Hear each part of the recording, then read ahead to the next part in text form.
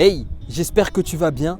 Nouvel épisode du Cocktail Auto et aujourd'hui, retour dans les années 90 avec cette belle série 3 de chez BMW. Prépare tes oreilles, j'espère que tu es prêt. Let's go!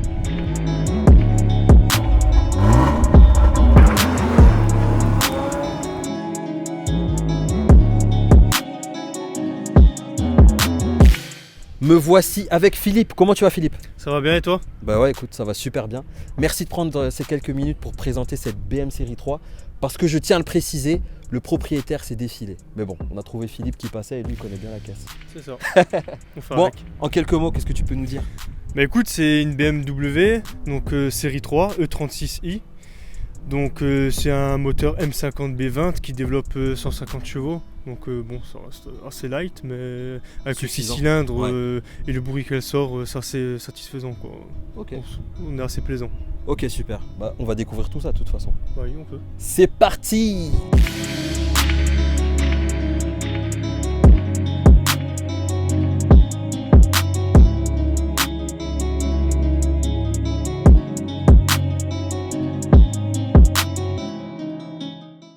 Bon Philippe, l'extérieur là, tu peux nous dire quoi, la couleur, tout ça? Mais écoute, c'est un rouge bordeaux. Ok. Donc c'est une couleur, il n'y en a pas trop en circulation, en tout cas j'en vois pas beaucoup. La voiture a été posée sur 4 combinés filetés HSD Monopro, donc c'est des très bons combinés pour le drift aussi. Alors attends. Là ça devient presque technique. Ça veut dire quoi ça?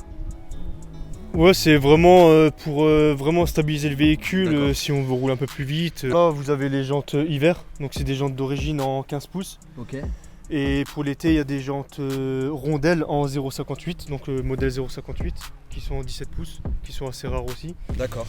Et en termes de ligne, là vous avez une ligne inox complète, donc avec le 6 cylindres, c'est assez sympathique le bruit. Tu nous fais tester là? On peut faire tester, ouais.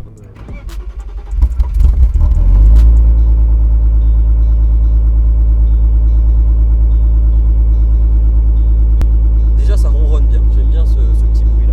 C'est plutôt sympa. Et quand t'accélères ça donne quoi?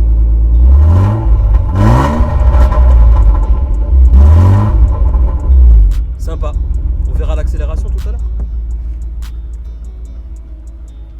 Bon, moi en tout cas ce que j'apprécie sur cette caisse, c'est son côté vraiment à l'ancienne, années 90.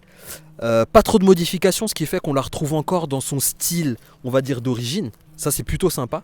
La couleur franchement, moi je la trouve vraiment sympa, ce rouge bordeaux. D'ailleurs j'ai un pantalon assorti, je vais te le montrer tout à l'heure. J'ai fait exprès évidemment. Et sinon niveau carrosserie, bah voilà, on l'a dit tout à l'heure, voiture d'années 90. Mais franchement, voilà, par quelques petits détails. Mais la carrosserie je la trouve vraiment bien entretenue. Les années sont passées mais voilà, la voiture est toujours en place et franchement, ça c'est plutôt sympa aussi. On va aller faire un tour pour voir ce qu'il y a sous le capot. Vas-y Philippe. Ok, alors sous le capot on peut se dire quoi? Bah écoute, déjà tu peux constater là en termes de propreté, le moteur il est clean. Ouais, effectivement, c'est super propre. Là tu as un 6 cylindres en ligne, Ouais, effectivement. voilà. Spécifique Donc, chez BM quand même. c'est ça. Ouais, Donc là, comme dit avant, elle développe 150 chevaux. ouais c'est ça. Il est d'origine, hein. Ok. Rien de plus. Très bien. On va se parler du coffre maintenant, c'est parti. Ah bah Philippe, t'es là? Ouais, salut. Bon alors, on se dit quoi par rapport à la Ben, capacité du coffre? Écoute, au niveau de capacité, on est à 370 litres. Ok. Donc comment vous dire, un gabarit de 1m86 et 85 kg, il y a largement de la place pour partir en vacances. Ouais, je vois ça. Alors, pour partir en vacances, Partir en vacances, ouais. pas en se mettant dans le coffre évidemment, mais en gros il y a de la place, les bagages, tout ça on est bien. T'es pas forcément dans une position où t'es super à l'aise, ça se voit. C'est pas grave, mais pour Mais moi ça je suis va. à l'aise. Ok, pas mal. Bon, on te laisse sortir, on a quand même envie de voir comment tu vas sortir là. Ça va! Franchement, pas mal. Donc 370 litres en capacité de coffre. C'est plutôt pas mal. Par contre, ce que me disait le propriétaire, c'est qu'il n'est pas possible de rabattre les sièges pour avoir un peu plus de volume. Mais bon, on a vu Philippe dedans. Je pense que ça suffit déjà, c'est déjà pas mal. Bon Philippe, nous voici à l'intérieur là. Qu'est-ce qu'on peut se dire? Déjà, niveau confort, on est bien installé? Ah oui, on est très bien installé. Après, bon, ça reste des sièges des années 90. Ouais. Donc, C'est classique. c'est rien déjà un peu tassé. Donc, Ouais. Ok. Au niveau des options, on est très limité. ok. Bon, déjà sur le siège, siège maçon, siège électrique, la sérieux, totale. Non, je rigole. Tout est manuel. Ouais. Voilà, réglage automatique, enfin réglage électrique des rétroviseurs. Ça, c'est bien. Oui. Brouillard avant-arrière. C'est ça. Ouais. Après vous avez, enfin il y a les Vitre électrique à l'avant, ok. clim. Ok. Après, Autoradio. Ouais, bon, ça c'est pas d'origine. Ouais, mais bon, ça se voit, mais effectivement. Et Autoradio. après on est vite, on a fait vite le tour. Hein. Ce que tu me disais aussi, c'est qu'on est sur une entrée de gamme, hein. Donc c'est normal en fait. C'est ça. Moi, je trouve que c'est déjà pas mal quand même. Hein. Pour de l'année 90, enfin, pour être plus précis, année 94, on est quand même plutôt bien installé. J'imagine ceux qui roulaient déjà avec à l'époque. Franchement, je pense qu'ils devaient quand même être vachement bien à l'intérieur. De toute façon, faut pas regarder les options du véhicule. Et l'autoradio, elle sert strictement à rien. Une fois que tu allumes la voiture, t'as plus envie d'entendre autre chose que le 6 cylindres. Ah, Ah oui. ça c'est plaisant ça. Et ça, franchement, ça donne envie d'y aller. Mais d'abord, on va se faire un tour sur les places arrière. En tout cas, moi, je vais aller à l'arrière pour voir en termes de confort ce que ça donne. Et puis après, 6 cylindres, bim bim. Toi qui es fidèle au cocktail auto, tu sais qu'à chaque fois, je fais mon petit tour à l'arrière. C'est parti.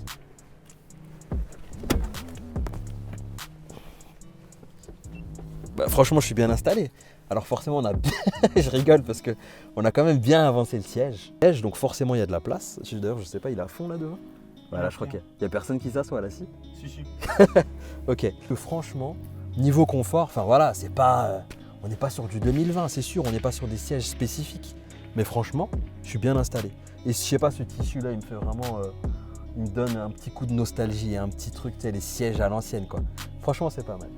Petit détail, petite précision. Alors franchement, quand tu regardes comme ça, on est quand même plutôt sur du 2 places à l'arrière. En tout cas, c'est ce que je pense.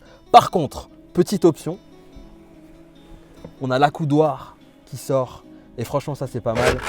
Et en plus, bon, t'as entendu le petit bruit qui va bien, mais on peut placer la boisson tranquillement à l'arrière. Franchement, voilà, c'est le côté nostalgie, je t'ai dit. Et puis, comme le disait Philippe tout à l'heure, il y a ce petit parfum là, ce parfum un peu à l'ancienne qui franchement qu'on retrouve encore bien dans la voiture. Voilà, ça a son charme et voilà, c'est tout simplement.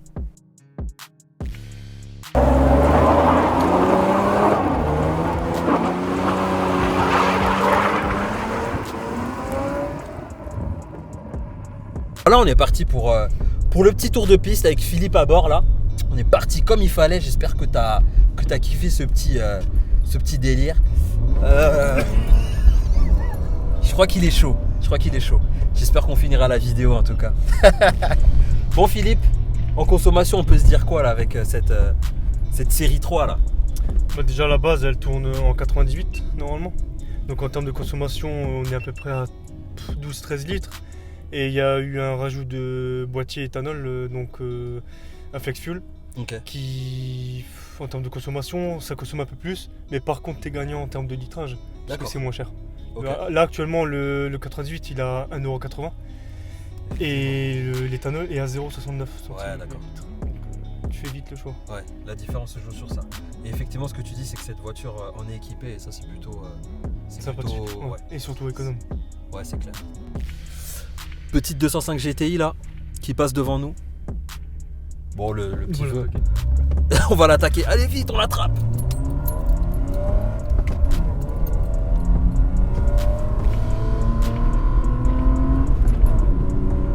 Et ben on se fait notre accélération là. C'est ça.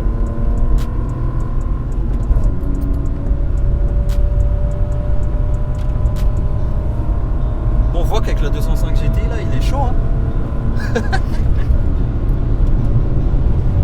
L'accélération est plutôt sympathique je trouve. Je sais pas si tu comptes en remettre un petit coup. Alors là on a un petit virage devant mais...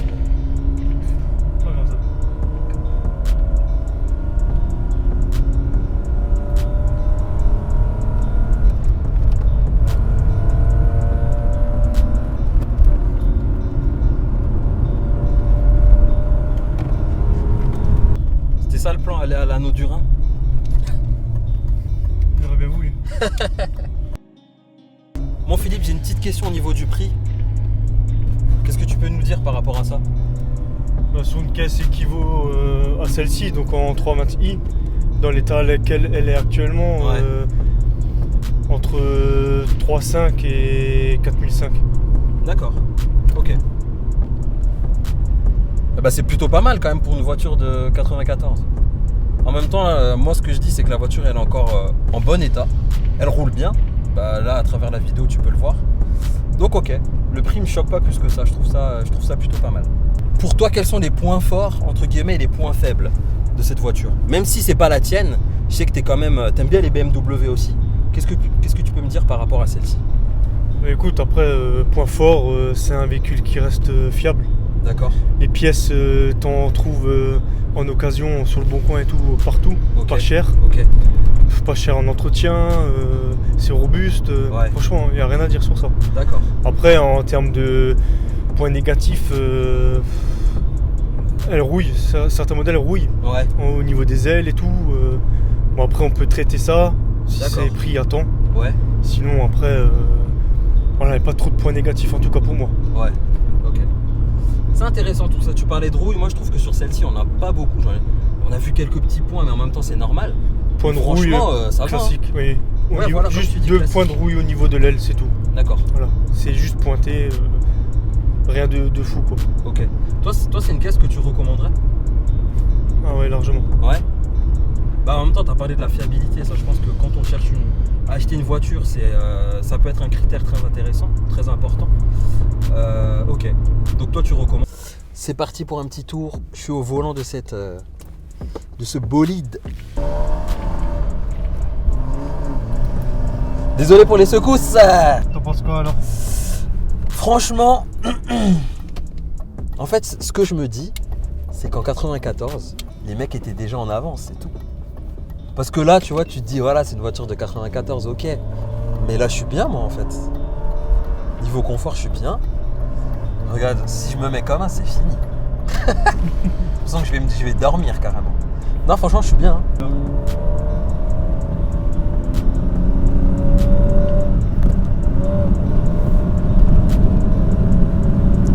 Vu que je suis en train de rouler, je vais en profiter pour donner mon avis sur cette voiture.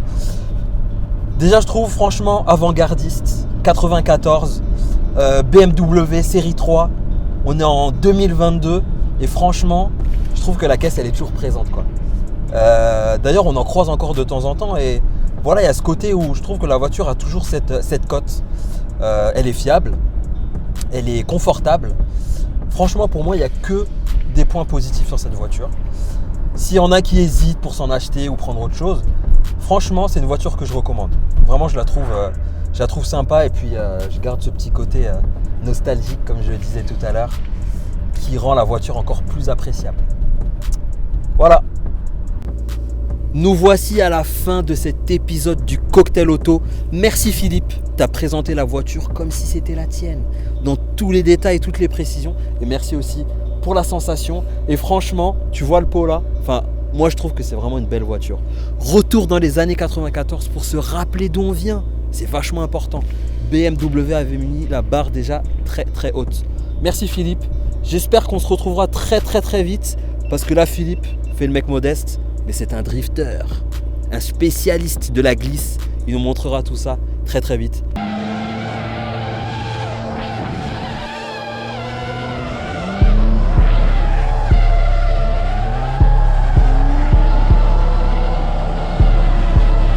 Merci encore.